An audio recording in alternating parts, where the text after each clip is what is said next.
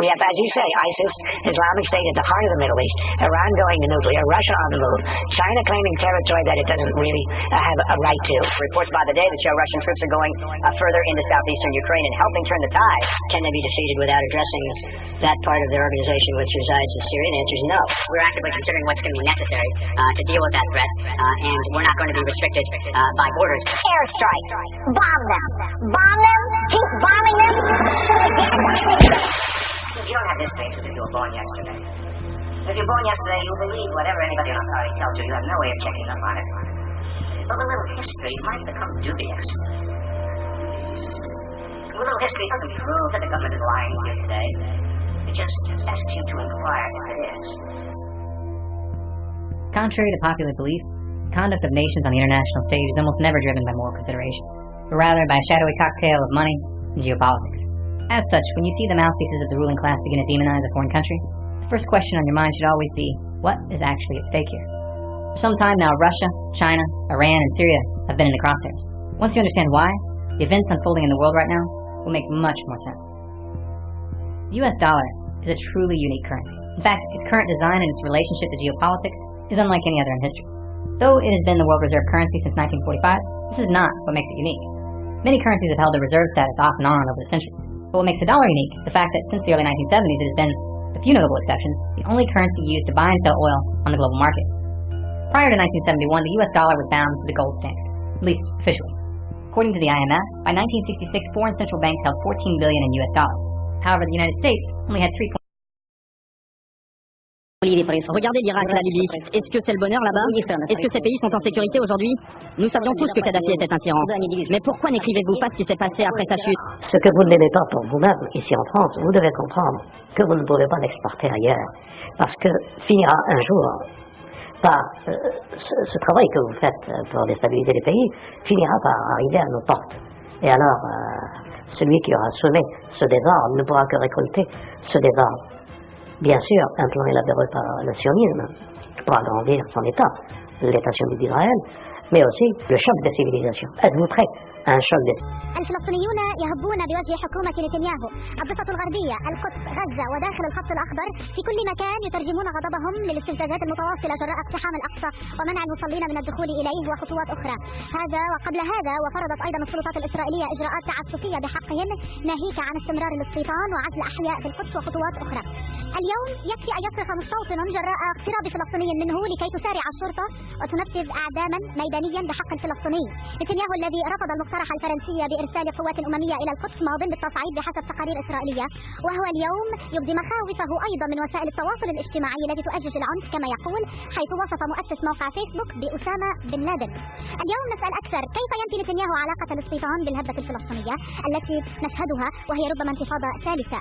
ولكن قبل الدخول في هذه التغطية ننتقل إلى زميل أسامة الحمد الذي سيحدثنا أكثر عن تفاصيل الاستيطان. أهلا بك أسامة. شكرا ريمي، تحية طيبة.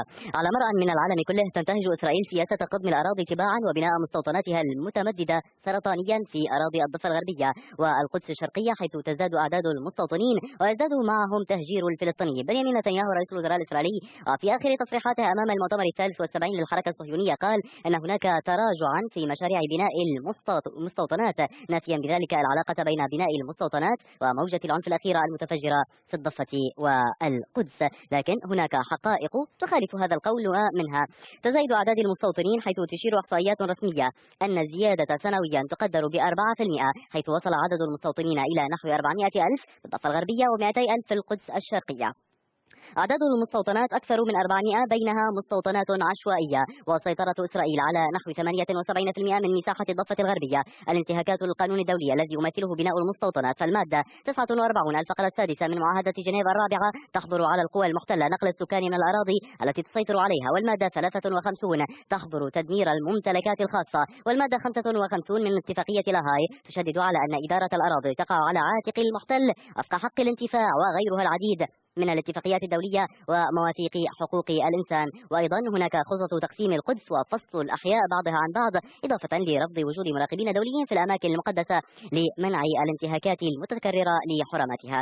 أما عن أهداف المستوطنات فهي وفق باحثين تتركز على نقاط ثلاثة، وهي تفتيت الوجود الديمغرافي للفلسطينيين وإيجاد حاجز بشري بين التواجد الفلسطيني وسكان إسرائيل وإجبار الفلسطينيين على الرحيل وأيضا رفض حق العودة.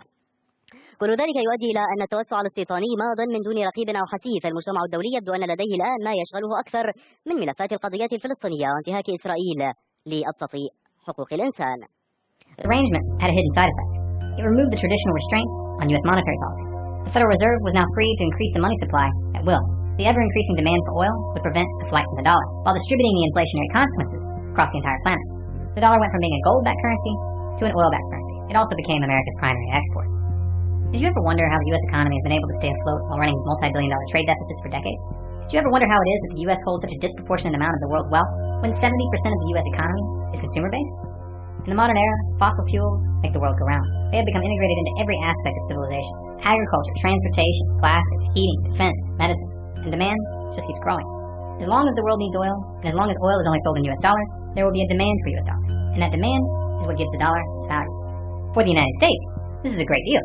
Dollars go out, either as paper or digits in a computer system, and real, tangible products and services come in. However, for the rest of the world, it's a very sneaky form of exploitation. Having global trade predominantly in dollars also provides Washington with a powerful financial weapon through sanctions. This is due to the fact that most large-scale dollar transactions are forced to pass through the U.S. This petrodollar system stood unchallenged until September of 2000, when Saddam Hussein announced his decision to switch Iraq's oil sales off of the dollar to euros. This was a direct attack on the dollar, and easily the most important geopolitical event of the year. But only one article in the Western media even mentioned it. In the same month that Saddam announced he was moving away from the dollar, an organization called the Project for a New American Century, of which Dick Cheney just happened to be a member, released a document entitled Rebuilding America's Defenses, Strategy, Forces, and Resources for a New Century. This document called for massive increases in U.S. military spending and a much more aggressive foreign policy in order to expand U.S. dominance worldwide. However, the document lamented that achieving these goals would take many years, quote, absent some catastrophic and catalyzing event, like a new Pearl Harbor, end quote. 1 year later, they got it. Riding the emotional reaction to 9/11, the Bush administration was able to invade Afghanistan, Iraq, and pass the Patriot Act all without any significant resistance. About 10 days after 9/11, I went through the Pentagon and I saw Secretary Rumsfeld and Deputy Secretary Wolfowitz. I went downstairs just to say hello to some of the people on the Joint Staff who had used to work for me. And one of the generals called me and he said, "Sir, you gotta come in and talk to me a second." I said, "Well, you're too busy." He said, "No. He says, we've made the decision we're going to war with Iraq." This was on or about the 20th of September. I said, "We're going to war with Iraq? Why?" He said, "I don't know." He said, "I guess they don't know what else to do." So I said, "Well, did they find some information connecting Saddam to Al-Qaeda?" And he said, No. It's just there's nothing new that way. They just made the decision to go to war with Iraq. He said, "I guess it's like we don't know what to do about terrorists, but we've got a good military and we can take down governments." And he said, "I guess if the only tool you have is a hammer, every problem has to look like a nail." So I came back to see him a few weeks later, and by that time we were bombing in Afghanistan. I said, "Are we still going to war with Iraq?" And he said, "Oh, it's worse than that." He said, he reached over on his desk, he picked up a piece of paper, he said, I just got this down from upstairs, meaning the Secretary of Defense's office today, and he said, "This is a memo that describes how we're going to take out 7 countries in 5 years, starting with Iraq and then Syria, Lebanon, Libya, Somalia, Sudan, and finishing off Iran."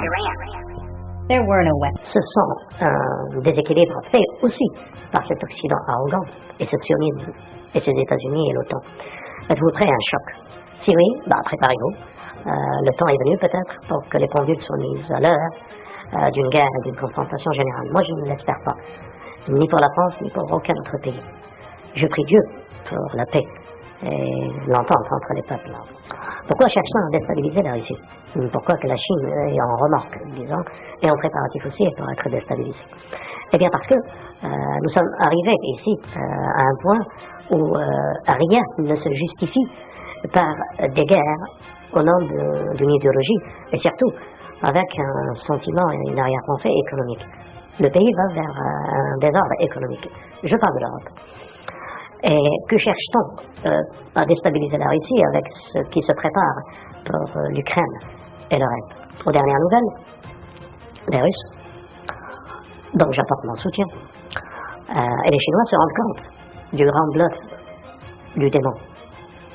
السياسية كلها متوقفة بسبب الاستيطان، أو أحد الأسباب الكبرى هو قضية الاستيطان. والاستيطان هو جريمة عنيفة، هي جريمة لها أيضا توابع، هذه التوابع اقتصادية، هذه التوابع اجتماعية، هذه التوابع تنموية بالنسبة لأبناء الشعب الفلسطيني. وبالتالي من يظن أن ليس لهذه هذا التوجه أو للاستيطان أي علاقة بما يحصل الآن هو بعيد عن الواقع. أيضا أود أن أؤكد أن المشكلة الأساسية هي الاحتلال، أي أن طالما الاحتلال موجود هناك مقاومة. هذه معادلة واضحة جدا لا يجب أن تخفى على أحد. Building their own oil market, and it wasn't going to be tied to the dollar. The first shipments of oil were sold through this market in July of 2011. Unable to get the war that they wanted, the U.S. used the UN to impose sanctions against Iran. The goal of the sanctions was to topple the Iranian regime. While this did inflict damage on the Iranian economy, the measures failed to destabilize the country. This was due in large part to Russia's assistance in bypassing U.S. banking restrictions. In February of 2009, Muammar Gaddafi was named chairman of the African Union. He immediately proposed the formation of a unified state with a single currency. It was the nature of that proposed currency that got him killed. In March of 2009, the African Union released a document entitled Towards a Single African Currency. Pages 106 and 107 of that document specifically discuss the benefits and technicalities of running the African Central Bank under a gold standard. On page 94, it explicitly states that the key to the success of the African Monetary Union would be the, quote, eventual linking of a single African currency to the most monetary of all commodities, gold. In 2011, the CIA moved into Libya and began backing militant groups in their campaign to topple Gaddafi. And the U.S. and NATO pushed through and stretched the UN no-fly zone resolution to tip the balance in their strike. The presence of al-Qaeda extremists among these rebel fighters was swept under the rug. Libya, like Iran and Iraq, had committed the unforgivable crime of challenging the U.S. dollar. The NATO intervention in Libya segued into a covert war on Syria. The armories of the Libyan government were looted, and the weapons were shipped via Turkey. Je veux dire par là, ils se rendent compte que l'or investi dans la Fed, dans la Banque fédérale américaine, n'existe plus avec l'histoire allemande. Alors où est passé cet or? Que cherche-t-on à nous imposer ou à nous détourner pour ne pas poser les vraies questions? Où est l'or russe, allemand, chinois et le reste du monde qui a investi cet or aux États-Unis? Je crois que tout se tourne et tout se présage autour de cette question. Et que les guerres ou les conflits au Moyen-Orient n'ont qu'un avant-goût de ce qui se prépare. Les uns disent Armageddon, les autres disent Al-Malhama, ou les autres disent l'Apocalypse. Sommes-nous prêts à une guerre mondiale?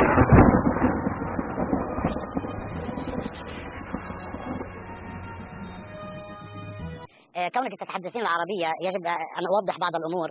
فأنت لست بنظره المخطئ إنسانة بالدرجة الكافية لتنتقديه، وربما غدا يكتب مقالا ويتهمك بالإرهاب الإعلامي. ممكن هذا مصطلح جديد يطلعوه يعني بكرة. فحينما يتحدث عن الشيخ عكرمة صبري، اسمه سماحة الشيخ عكرمة صبري وليس عكرمة صبري نديدي، هذا الاسم هذا شيخ كبير ابن بلدي مواطن أخي مثله، وبالتالي اسمعني هلا، اسمع ما تقاطعنيش انت احسن شيء. هلا بالنسبه للاجراءات المتخذه انا امر فيها يوميا، انا موجود يوميا كما قلت لك بكيلومتر واحد في حزين. فادي علون موجود على اليوتيوب كيف تم اعدامه ميدانيا بدون سبب بدون اي شيء. هو كان ملاحق من قبل الارهابيين اليهود، حاول الالتجاء لشرطي فاطلق عليه النار فقتله. حينما نتحدث عن الاطفال المدارس لا يستطيعون الوصول الى مدارسهم، هذا امر واقع. حينما نتحدث عن حملات الضرائب التي يقومون بها والمخالفات السير وغيرها، هذا امر واقع. حينما نتحدث عن المصاب الطفل أحمد مناصرة أو شقيقه الشهيد حسن أو غيرهم من الشهداء، حينما نتحدث عن هديل الشمون، والوسائل التواصل الاجتماعي فتحت الباب لكشف هذه الأكاذيب. الطرف الآخر يقول أنه تستهدفون المدنيين بالسكاكين وبالتالي عليهم أن يردوا بهذه الإجراءات. إحنا عندنا 49 شهيد من الضحية، لكن أود أن أقول ما هو أهم من ذلك. حتى منهم كثير منهم مواطنين إسرائيليون قتلوا إسرائيليين آخرين ظنا منهم أن الإسرائيلي الآخر هو عربي، وحصلت حادثتين من هذا الموضوع التي أعلم بها، ممكن أكثر بكثير. ثانيا تقولش كذاب، اسمع ولا تحكيش كذاب، اعرف محلك منيح. ثانيا انت لا تصاحب الكذب، حاولت الى مهنه. هناك موجود عندنا على اليوتيوب. أنا أطلب من العالم المشاهدين أن يتجهوا إلى اليوتيوب ويروا كيف تزرع السكاكين قرب جثث الشهداء الذين قتلوا وأعدموا ميدانيا، ليس على يد الجنود فقط بل مستوطنين، لأننا وزير الجيش ووزير الجيش يقول للناس اقتلوا. عامل في القضايا الوطنية وأنا لست شخصا متدينا وبالتالي لا تتحدث معي في هذا المجال. هو يحرفها بالطريقة الكاذبة لا تؤمن بالله، لا تؤمن بالله وما زال يعمل فيها. ثانيا يا عم انت شو دخلك؟ انا بآمن بالله، انا بآمن بالله يا اخي. انت قلت انك لا تؤمن بالله، فجأة صرت حصلت لصفة المفتي. شو الحكي هذا؟ استاذ رؤوفين لو تسمح لي، يعني معتقدات هي من حرية كل شخص، ولا نعلم من يؤمن ولا من ليس موجود عليه. إلى طلع يعني انا اؤمن بالله وكلامك الفاضي زي اللي قبله ما له اي معنى. انا بالنسبه لي القضيه كالتالي، ان حكومه الاحتلال كما يتصرف باركو الان حينما تحشر في الزاويه تخرج مخالبها وتتصرف بطريقه غير عقلانيه غير واقعيه عنيفه هجوميه، لانها تماما كالقط وهكذا يتصرف حينما يحشر في الزاويه.